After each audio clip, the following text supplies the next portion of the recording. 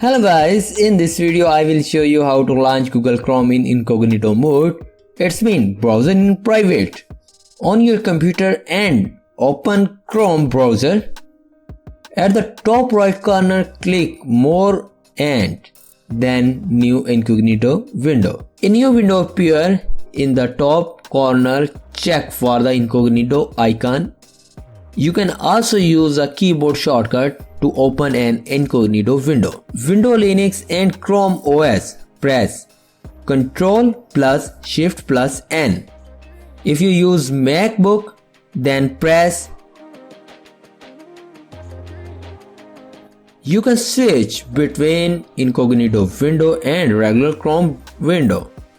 You will only browse in private when you are using an incognito window. There is also a problem with this video, so ask about these comments.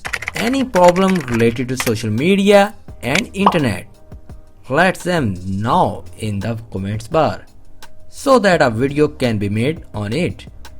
Please like this video and subscribe our channel and press icon for any updates and notifications. Thanks for watching.